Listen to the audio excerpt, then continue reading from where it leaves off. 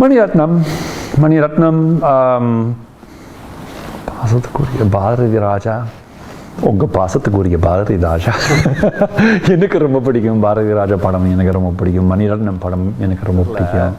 முதல்ல மணிரத்னம் என்ன சொல்வாருங்க, இன்னும் ஒரு முதல் சீன், இது உண்மை கதை இல்லை அப்படின்னாரு. ரொம்ப முக்கியமான ஒரு அனௌன்ஸ்மெண்ட். ஏன்னாக்கா நிறைய பேர் அதை பார்த்து ஆஹா அப்படி செய்யல, அப்படி இருந்திருக்காது, அப்படி வேற மாதிரி நடந்தது. ஆனால் கதை அது உண்மை வேற மாதிரி நடந்தது. ஆனால் கதை எவ்வளவு நல்ல கதை, அபூர்வமான கதை, அபூர்வமான நடிப்பு, எல்லாம் நல்லா இருந்தது. பாட்டு வேறு நல்லா இருந்துச்சு. அப்போது அந்த பழைய படங்களெல்லாம் சீரீஸ், பாசமலர், பாவமணிப்பு, பச்சை விளக்கு,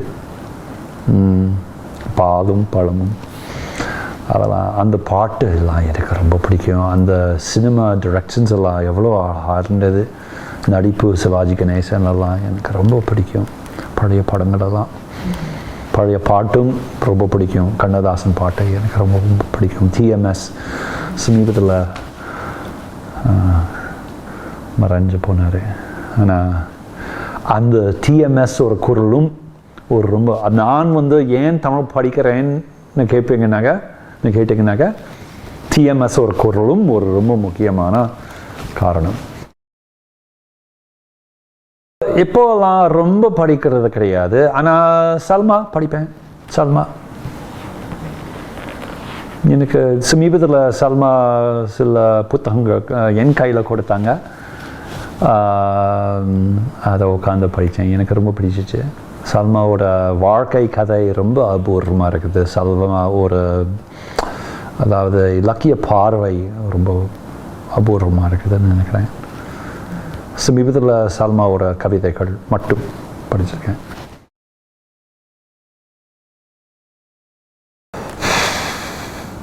தமிழ்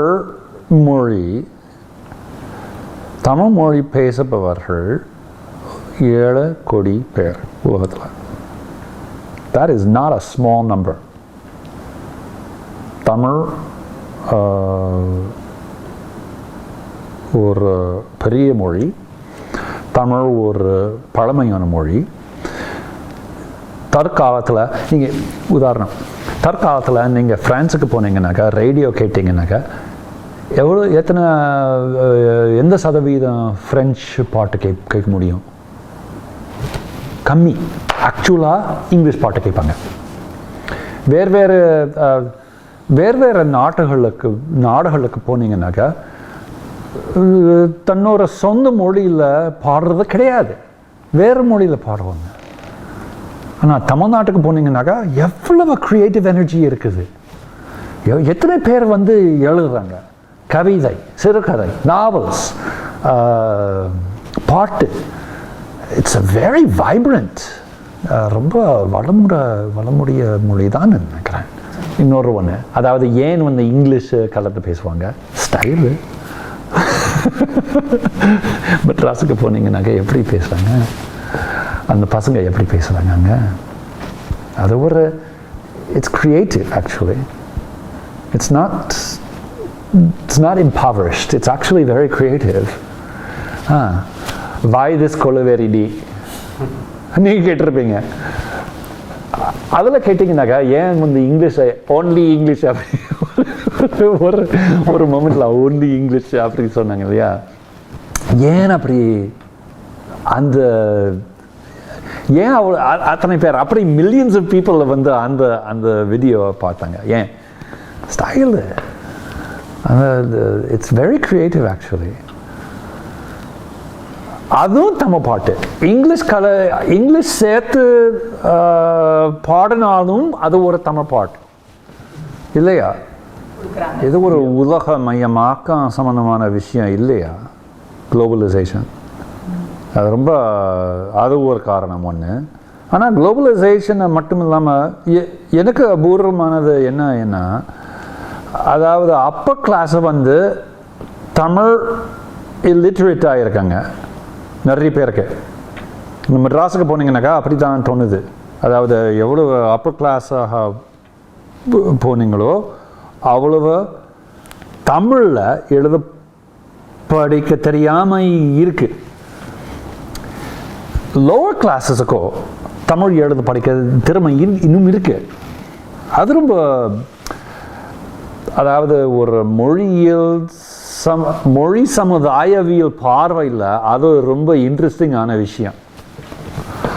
ஏன் அப்படி இருக்குது உலகமயமாக்க நான் வச்சுக்கலாம். ஆனால் அது ஒரு ரொம்ப சுலபமான ஒரு பதில். இன்னும் ஆராய வேணும், அது புரிகிறதுக்கு அது இன்னும் ஆராய வேணும். ஆனால் அந்த ஆராய்ச்சியை யார் அந்த ஆராய்ச்சி செய்கிறாங்களோ எனக்கு தெரியல. ஆக்சுவலாக இட்ஸ் சுவாரஸ்யமான ஒரு விஷயம், கொஞ்சம் சோகமான ஒரு விஷயம். ஆனால் I've never seen anything like it. என்னோட வாழ்க்கையில், என்னோட அனுபவத்தில் அந்த மாதிரி ஒரு சூழ்நிலை, என்னோட படிப்பில் நான் அந்த மாதிரி ஒரு சூழ்நிலை நான் பார்த்ததில்லை. அதனால் it's interesting, sad and interesting. அதாவது ரொம்ப அபூர்வமானது. அது எனக்கு ஒரு சந்தோஷப்படக்கூடிய விஷயம்தான். எனக்கு தினமும் தமிழ் பேச வாய்ப்பு அமையும்.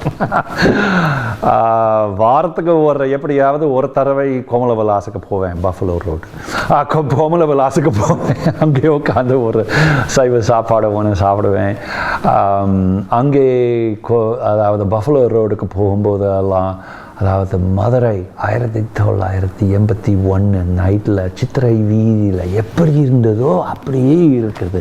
இன்னும் அந்த பேச்சு, தமிழ் பேச்சு, தமிழ் பாட்டு, பக்தி பாட்டு, சினிமா பாட்டு, உதுவத்தி, மல்லிகை, புதினா, எனக்கு ரொம்ப ரொம்ப பிடிக்கும். அங்கே போகும்போது சொந்த ஊருக்கு போகிற மாதிரி இருக்குது, அவ்வளோ பிடிக்கும். எவ்வளவு நாளைக்கு இப்படி இருக்குன்னு நினைக்கிறீங்க? எப்படிங்க? எத்தனை தலைமுறைக்கு நாங்க இப்படி தமிழர்கள் நீண்டு 1000 தலைமுறைகளாக இருப்பாங்க. I hope.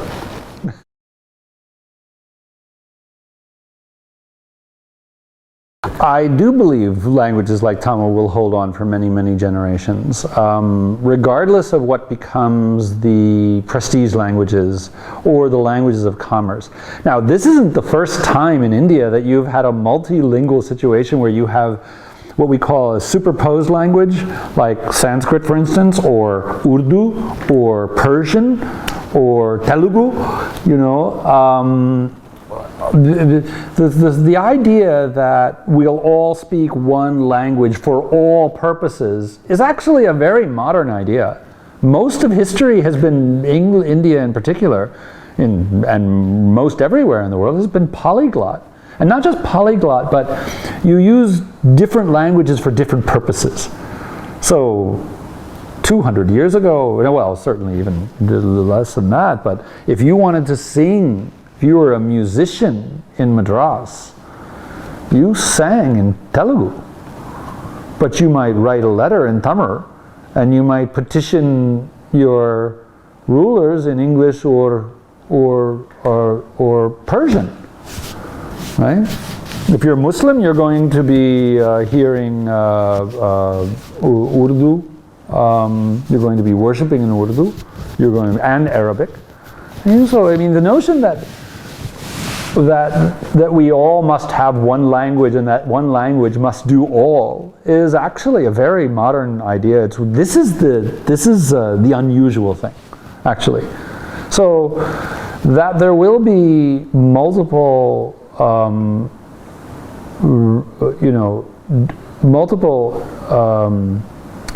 parts of our lives that have different languages associated with them. Well, that's just, I think, more the norm in history than the aberration. I fully expect that people continue to dream in Tamil and sing lullabies in Tamil and go to Tamil movies. And I went and talked to a group of school children a few weeks ago, a month or so ago, too. And I asked them about literature, and they gave me the right polite answers. But then when we started talking about cinema music, they got very excited. Very excited. So that's also, I mean, that's kavide as well, right? I mean, that's also literature and creativity and, you know, people using their language to, you know, for joyful and celebratory things. People are going to continue to dream in Tamil. People are going to continue to write their poetry in Tamil. They're going to continue to express their love in Tamil. I have no doubt about it. I think like I said before, even if it's mixed up with Hindi and Telugu and English and French and whatever else they mix it up with, I still think it's going to continue for quite some time. And I'm not just saying that Aisavai Kandi I'm not just saying it just to make you feel better. I think I just think that's true. I think it's been around for a long time. It's got 7 crores of people, 70 million speakers. I mean, it's not a small language, it's very robust. And it has it had the Bay of Bengal for a long time as its world, right? And now it's got the world. It's all over the place. You have schools in Toronto and in Australia and here in Singapore. Penang, I assume, continues to be, KL, continues to be important places. Jaffna and, New Jersey.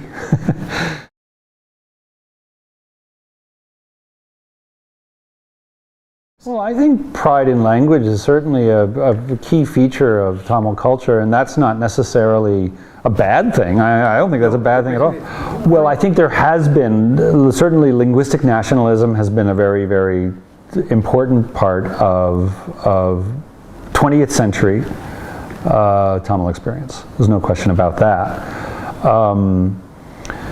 Let me go back to the business of creativity again, because I do think there is something singularly powerful about Tamil verbal, literary, and musical creativity. I mean, it's no accident that A.R. Rahman comes out of Madras. It's no accident that you have such a powerful, not just sort of, inner motivation, but institutions of cultural production, and have for a very long time, throughout the 20th century.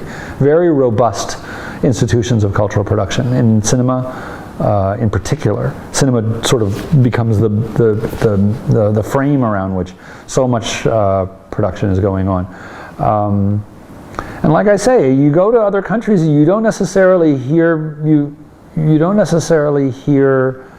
the language of that country being used to the extent that you do when you go to Tamil Nadu. How much English music do you hear on the radio when you go to Tamil Nadu? Not much at all. Very little. I mean, you hear other kinds, you hear Hindustani, you hear all kinds of other languages, but you have a really robust, especially in music, really robust sort of, those institutions are a part of the culture, right? So it's not just, culture isn't just something up in the air, up in people's heads. It's actually the way we organize ourselves institutionally and and from top to bottom. But yeah, I think that's actually pretty powerful. Is Tamil the only language that does that? No. A lot of Indian languages do that. For whatever reason, I mean, I think that it happens. You go from place to place to place, and you have these really powerful vernacular, literary, and musical cultural production. That's so. Well, I think there are other places that have in which people enjoy music and sing and play instruments and so on, and also have institutions that are as robust. But I would say that Tamil is among the world's leaders in that respect. I mean, they're not the only ones, but they're certainly among, in my view, they're very, very powerful. They're very powerful institutions and traditions of cultural production. And it just goes on. I mean, how many people are writing poetry and publishing it? How many, you go to Tamil Nadu, and you go and visit, you're always carrying back these huge libraries because people are giving them, they're self-publishing, but they're publishing. That's unique, actually. I mean, I don't know of other places that do that, where you're just, you know, some people may say, oh my God, it's like these vanity publishers. No, that's also really good. That's really cool that people do that, I think. That they take the time, they put their own money and effort, and, you know, because it's important to them. Well, the search for the understanding of human beings in all of their variety has been my life. It continues to be my mission, I think, in my school, in my teaching, among my colleagues, to assert the plurality of the human condition, right? One thing that I have learned by looking around the world is to understand that no matter how natural and set you think your world is, you can find other worlds that are as natural and as set. And that we think sometimes we have to be violent, or we have that the human beings are violent beings and they must wage war and they must dominate other people, or they must struggle tooth and nail. And then we can find other examples of people not living like that, right? So, I mean, beginning with my journey to the other side of the world in Tamil Nadu and down that little lane in Madurai, and ending up here in Singapore at the National University of Singapore as an anthropology teacher, I think the idea that we need not be what we fear we must be.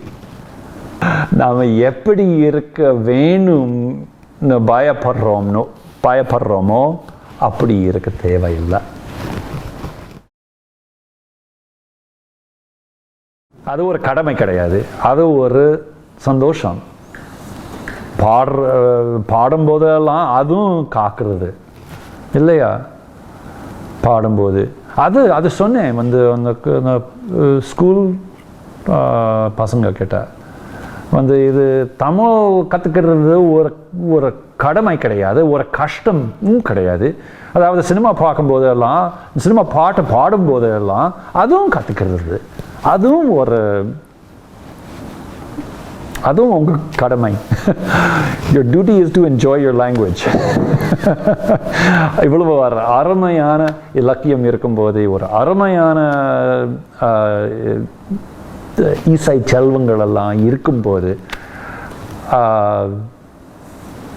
enjoy.